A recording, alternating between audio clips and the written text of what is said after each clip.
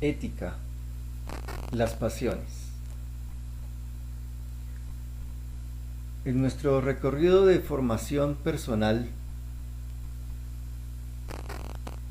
en ética y en valores humanos, hemos pasado por el fundamento de la dignidad humana dado por la razón, la voluntad, la libertad.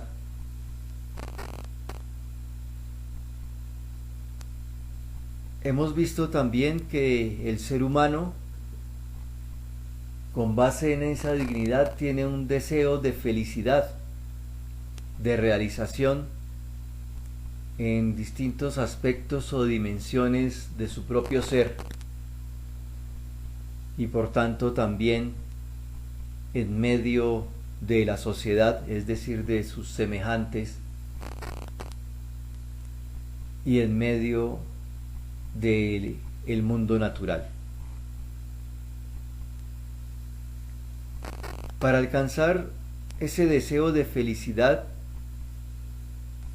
y partiendo de ese fundamento de dignidad que es la libertad,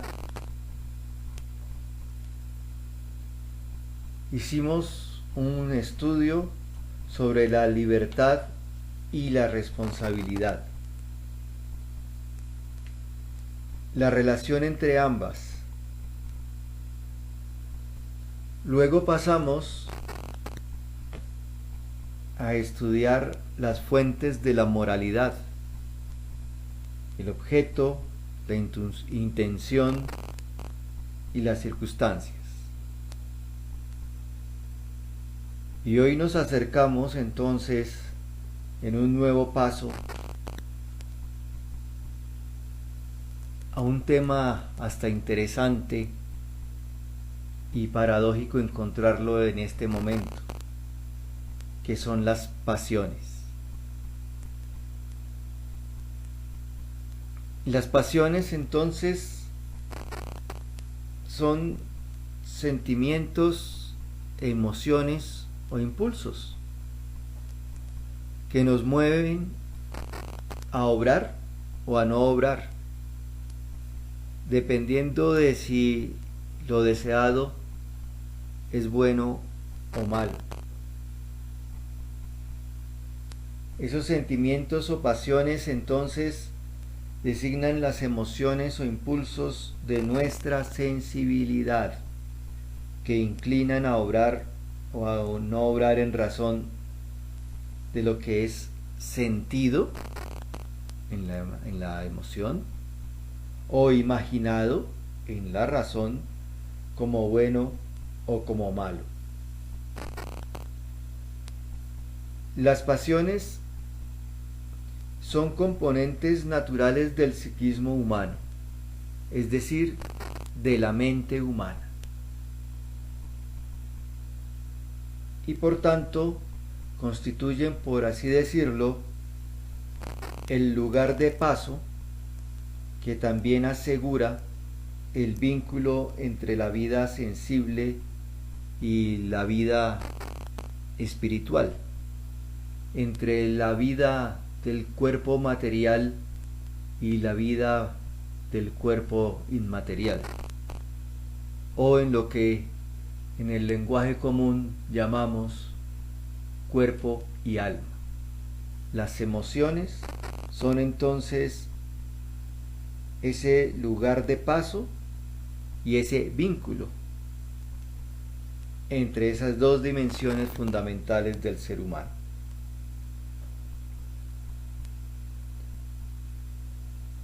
Las pasiones son numerosas y la más fundamental es el amor. Y las pasiones pues tienen distintas dimensiones. Digamos que unas son agradables y otras desagradables, por no calificarlas de entrada de manera moral. Y en general podríamos encontrar parejas de pasiones opuestas. Por ejemplo, el amor y el odio, una agradable, la otra desagradable. El deseo y el temor también se contraponen. La alegría y la tristeza.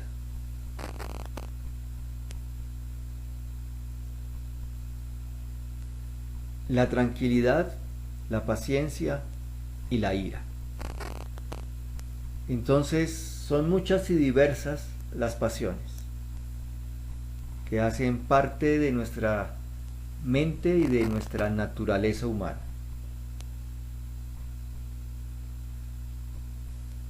Son numerosas y decía también que la fundamental, o podríamos decir, es el amor.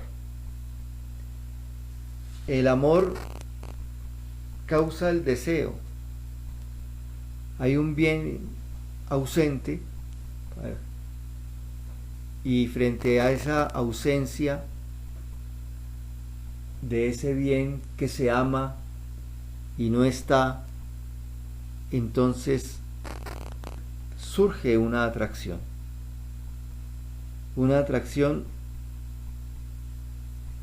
a ese bien que no está aquí presente. De tal manera que así deseo el bien. Y junto a ese deseo, pues está la esperanza de obtenerlo. No hay una frustración desde el inicio. Hay, por el contrario, una esperanza. Cuando esa esperanza se logra, entonces ese bien amado que estaba ausente, que me atrae, logro poseerlo, logro acercarme a él, logro entrar en relación con ese bien. Y aquello producirá entonces el placer y el gozo del bien poseído. Ese es el amor. A veces, tal vez como lo hemos interpretado al escuchar esta parte, el bien es un bien material. Otras veces el bien es algo inmaterial, por ejemplo nuestra formación como estudiantes. El bien pueden ser algunas metas de formación, algunas metas económicas, sociales, políticas, culturales. El bien puede ser una persona, la persona amada.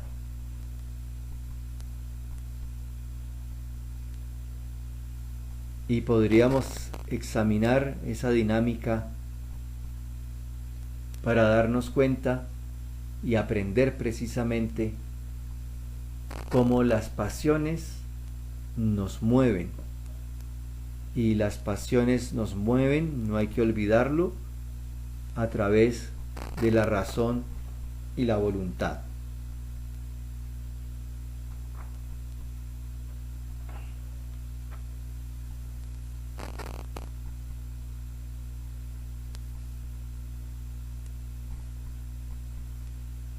Por el contrario, frente a esta dinámica del amor, decimos que la aprehensión del mal, el deseo del mal y su alcance,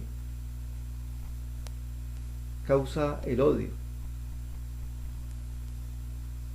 la aversión, el rechazo y el temor ante el mal que puede sobrevenir. De tal manera que esa dinámica nos puede ayudar a actuar o a no actuar. Algunos pensadores de la Edad Media decían que amar es desear el bien a alguien y los demás afectos entonces tendrían su fuerza en ese movimiento original del interior del hombre, del corazón del hombre hacia el bien. En sentido ético, solo el bien es amado. Y podríamos entonces decir con un pensador de la antigüedad, las pasiones son malas si el amor es malo, y las pasiones son buenas si el amor es bueno.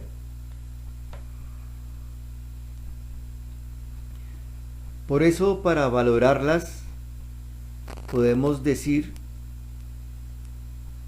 que esas emociones, sentimientos e impulsos que hacen parte de nuestra sensibilidad, que están allí, que van y vienen, en sí mismas no son ni buenas ni son malas, simplemente están. Ahora, ¿qué sucede si son adecuadamente orientadas al bien por la razón y la voluntad? Entonces esas pasiones las debe asumir la razón, debe tomar decisiones y debe actuar en consecuencia con esas decisiones. Y en ese sentido se puede lograr que estos impulsos, que estas pasiones sean buenas.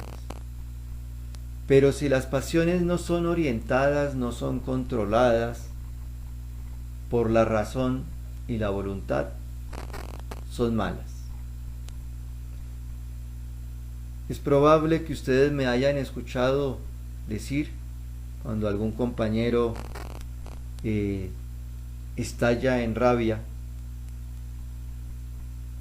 suelo decir, tiene derecho a ponerse de mal genio,